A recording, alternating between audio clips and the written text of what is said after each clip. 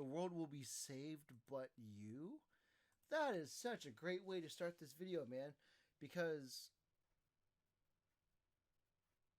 I can only wonder what they mean by this alone. But excuse me. Oh, that's right, because there's... I'm feeling every single bullet. Their ire manifests once more. Do not underestimate this foe. Your foe? Sephiroth. Okay, so what you're telling me is that what's going on here, because you're already telling me from the get-go that we don't know what the story is going to be about, because we already know that we're going to be following Zack in his journey. We're going to be also following Cloud at this moment, but What am I supposed to do? Their luck runs out, but... oh god, that's really... So we see a different version of Biggs. Mine doesn't? I'm the only one who gets a pass? Oh, so in it... Okay, so from Zack's future, from Zack's own timeline, apparently, everyone but Biggs passed away, versus the proper timeline where everyone but Biggs, Wedge, and Jesse passes away. Sometimes Okay. I don't even know who I am. I forget things everyone else remembers just fine, and know things I've got no right knowing. Cloud, it's okay. You saved me before. Now I wonder if this conversation is based on the conversation that they're having about Nibelheim, because in one of the trailers, he's talking about his recollection of Nibelheim incident, and this audio sounds like him confessing that he doesn't know the narrative himself, though he knows certain aspects of the truth, and other times we as the game players realize that he's self-inserting himself in certain events where Zack was in reality. it's my turn. Is it you, or is it the pooch? I'm just messing with you. That there is our man. When fate sets us a challenge, we must rise to meet it. Are you ready to rumble? He had such bouldering muscles, by the way. Is there anything I can do for you? I Oh, want to Sid. Hey, Sid. Oh, we're introducing summonings. This is Titan, I think. Oh, Phoenix. Very nice. Bahamut? Ah, that's wonderful. Look at me, Barrett. You think I want Marlene to see what her father's become? Is that Marlene's actual father? Oh my god. I don't think I've ever had that happen during the original timeline. Promise not to tell? What? Zack gets to meet Marlene? Wait, so in the last game, we know that Marlene was dropped off with Aerith's mother. However, do they know? Does Aerith's mother know that this is a different Cloud? When she wakes up, a scary man is gonna kill her. Scary Sephiroth. She's talking about Sephiroth. I wonder. I wish I can play the music. It must be beautiful, I'm sure. But like, are they doing a play? That's really cool. Is this about Aerith's relationship with Cloud, I wonder? What's going on here? Jeez. There's a lot of things that's happening right now that's not making sense. And there's Sephiroth's proper meeting. There's a huge push on Aerith's relationship with Cloud. There's a huge push on like them and being in a relationship. Okay. We get to meet Marlene's father. That's really cool. That's really cool. And Barrett is like the adopted father. Oh, Aerith? Okay, so Zack gets to see his A version of Aerith. Interesting. But the fact that Aerith can belt a song, oh my god. Okay. So I'm very curious as to what they're gonna do here, because in this particular instance, this is when the fateful death of Aerith happens. But how does this turn out? I wonder. Is it gonna be like, I'm begging you, lend me your strength? Who is this a prayer to? I wonder. This is really cool. This is really confusing. Okay. We have to go back and replay this trailer. Sorry.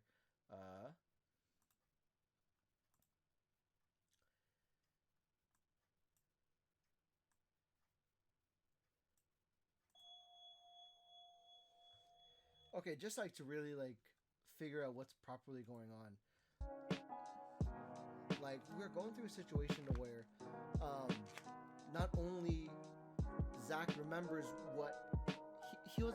Zack remembers that he was about to die, but to properly go into it, it's really hard to say, like, when did the Phantoms of Fate actually come in and save him properly? Because this guy was at the planetarium, right? But it actually, also, this game shows gameplay of what is to come for summonings. It shows how summonings can be like, is this like the first time we introduce, is this going to show us our first encounter with Ifrits? Because in the last game, no, actually we had access to summons before, but this is different.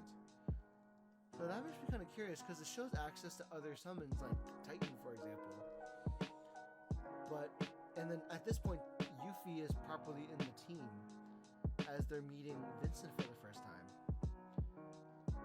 But I couldn't have imagined that Biggs would have been the one that survived, because at the ending of the original remake proper, we didn't really even realize of what's going on. So that's really cool. But also, I feel bad that but you know, on hindsight, I'm actually upset that I'm not recording at the moment. But we are streaming on twitch.tv/Wtphu, so I'll like cut this content out later. But the idea that Cloud's coming into like reconciliation, that he doesn't know everything properly, he doesn't know what's the truth anymore, which is really cool. The fact that he gets to like properly face that. Haunted hotel, that's pretty cool.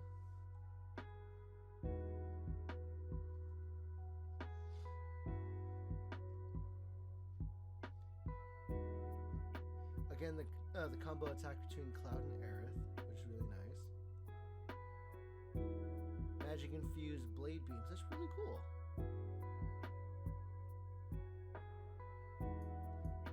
Tifa just lugging him around for a whirlwind attack. You know, that's really cool. I like that. So the question is, at this point, based on how they're pushing relationships, or like how they're doing this game, it's a question of like,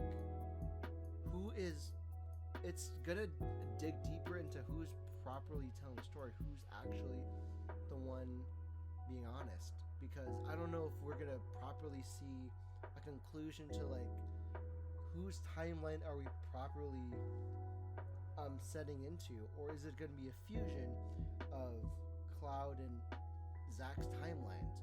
Will this decide if Zack gets to live and Aerith gets to die? When for sure Zack is not going to allow Aerith to die for sure, and Aerith doesn't want Zack to die. I don't think Aerith is aware that Zack died. But the fact that they're introducing Sid finally is really cool. It's really good to know that like he's at least introduced properly. But in the original game, Sid is requesting to help based on the failure of the rocket, but as to when they are gonna release like information about when the rocket's gonna happen, who can say? Who can say like at what point is this happening? But we see Phoenix and Titan being used, which is really cool. It does bring into question of like what kind of combat we're going to be facing if we're going to tame these summonings. You know, and the fact that they released like what Bahamut looks like, That's so cool. I'm in love with it. I'm in love with the way they are showing how Bahamut's being played. This is really cool for summons. But the fact that we get to see Marlene's father, that's really cool. But I do hope that it turns out that Barrett's been like a stepfather, but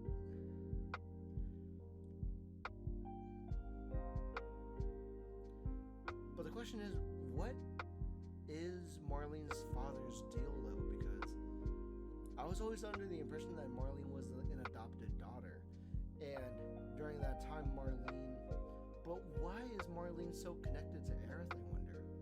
Because she's predicting the events of Sephiroth killing her. For some reason Marlene knows that Aerith's gonna die. And no one, but like, if Zack is getting warned about Aerith's fate, then it brings into question what's going to be the narrative now, because with the way things are going right now, we can't say for sure that Zack, that things won't play out the same way. So it's really interesting to see where things are going.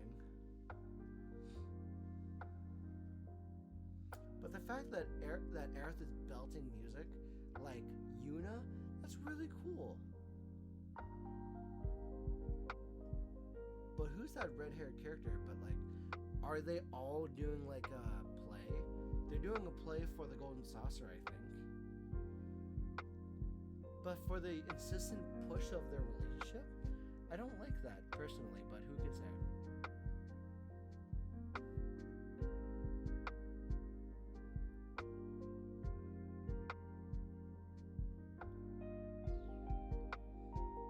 Makes me gonna wonder what's Red 13's relationship with everything now, because he's talking a lot with the person from the Cosmodrome, from the astronomy room, whatever that is.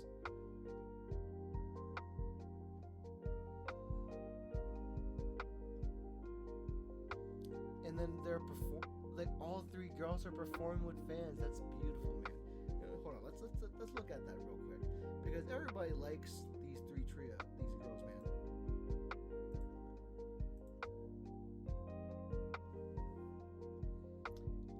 Yuffie looking pretty cool, but why is Aerith and Tifa not dressed up for the occasion, I wonder? Is there a chance we can get a mission to like dress them up properly? Because they deserve all the dresses possible, you know? What can I say, yeah? And this is the first time, we get into a ship, per se. Also, it looks like we are traveling for the first time. But to where Cid's gonna fly us, I don't know. I don't know where Cid's gonna fly us. But not that it really matters to the story, but I'm hoping they don't force a relationship between Barrett and this guy. But I do know that Barrett is a very strong father figure for Marlene. And I do know that it's going to be a huge point to where if you don't get all the songs for the piano, you don't get Tifa's final limited break. But for Zack to finally see Aerith, it's what we've been waiting for since Crisis Core. But to see them in that fashion, so you're telling me when that body wakes up, it's almost predicting that Sephiroth is going to come after her. This is the scene. This here is the scene that Marlene is predicting and is afraid of. But who can say, you know? Like, I am really excited for what this has in store. But it's almost like she knows, and Sephiroth is coming to kill her. Is the final battle in the game determining if Aerith dies or who dies in her place? That's what I'm wondering. That's a huge thing that I'm trying to wonder right now. But you know, who can say?